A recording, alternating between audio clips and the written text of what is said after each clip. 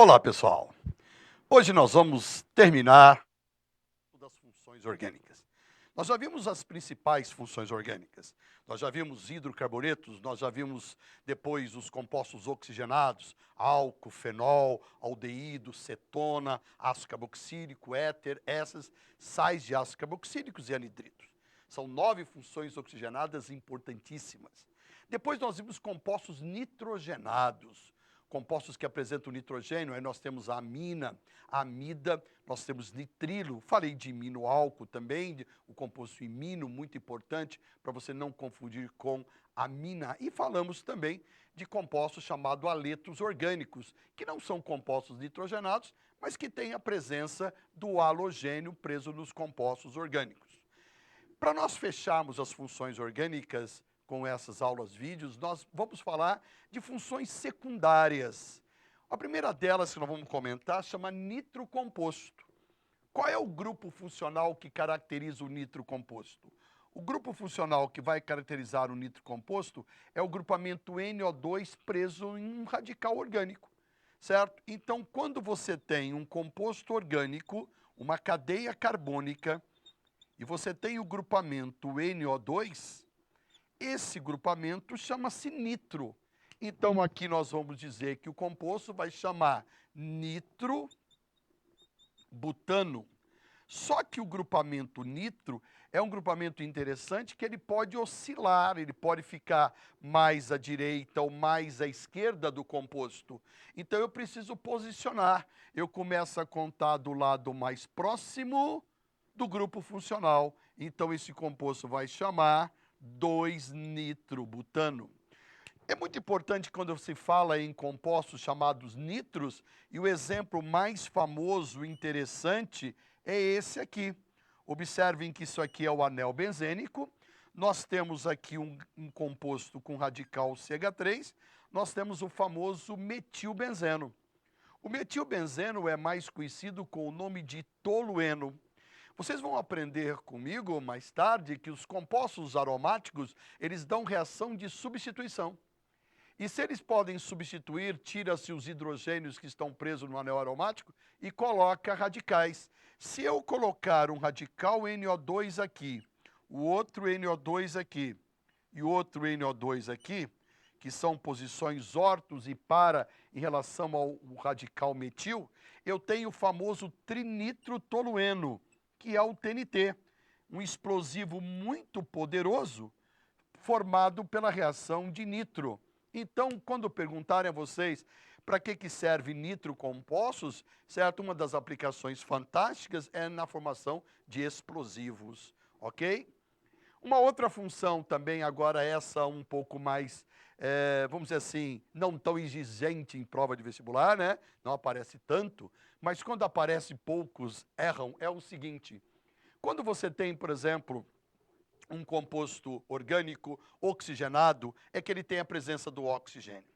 Quando você substitui esse oxigênio pelo enxofre, e você pode fazer isso? Lógico que pode. Por quê? Porque se você tem o oxigênio e o enxofre, você tem elementos da mesma família da tabela periódica. Então, elementos da mesma família da tabela periódica fazem as mesmas ligações. Então, nós temos os elementos da família 6A, né, o oxigênio, o enxofre, o selênio, o telúrio e o polônio. Quando você pega o oxigênio e coloca o enxofre no lugar, você ganha o prefixo til. Então, o que seria um til-álcool? Seria você pegar, por exemplo, este OH e seria álcool. Isso seria etanol. Mas se eu tirar esse oxigênio e colocar o enxofre, fica tioálcool. Então, esse composto que chamava etanol, ele chama etanotiol. Guardem isso, por favor. Você pode sempre substituir o oxigênio pelo enxofre, certo? E aí você sempre coloca o prefixo til. Então nós temos, por exemplo, um aldeído. Pode ser tilaldeído, é só tirar o oxigênio e colocar o enxofre. Você tem, por exemplo, tilcetona, você tem o tiléter, né? Você vai pegar, por exemplo, o oxigênio do éter, que é o elemento que está entre carbonos, isso no éter. Você vai tirar o oxigênio e vai colocar o enxofre. Isso recebe, então, o nome de tiléter, tá? Uma coisa interessante sobre os compostos tios, né? Eles são compostos chamados de tiosulfetos, porque ele tem um enxofre. Mas uma coisa que vale a pena você saber é o seguinte, o gás de cozinha, ele não tem cheiro. O propano e o butano é o gás de cozinha, é o famoso GLP. Mas acontece que quando vaza o gás, nós sentimos aquele cheiro ruim, certo? Esse cheiro é o que nós chamamos de mercaptana.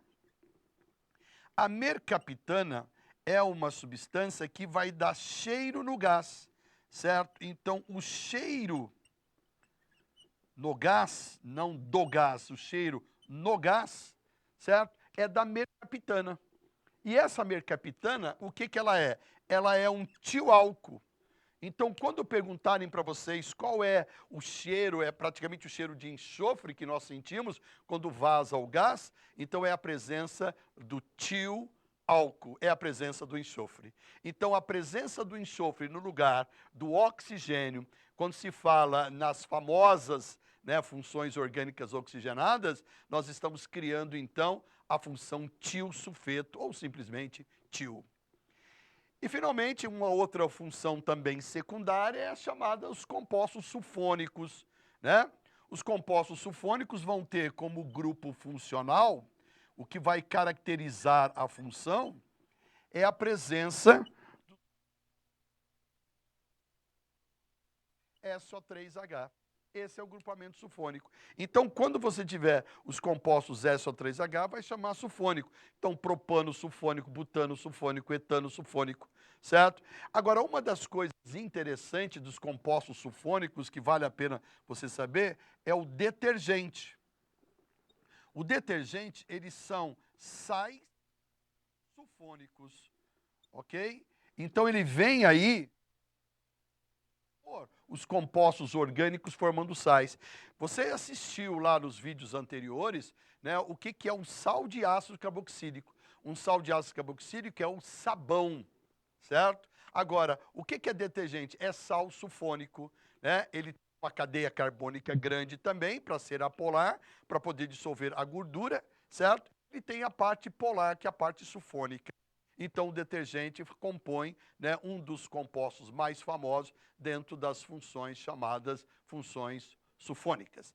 Então, essas são as três últimas funções orgânicas não tão pedidas em prova, mas num conhecimento prático para a sua vida. Compostos nitros, compostos tios e compostos sulfônicos. Ok? Um abraço para vocês.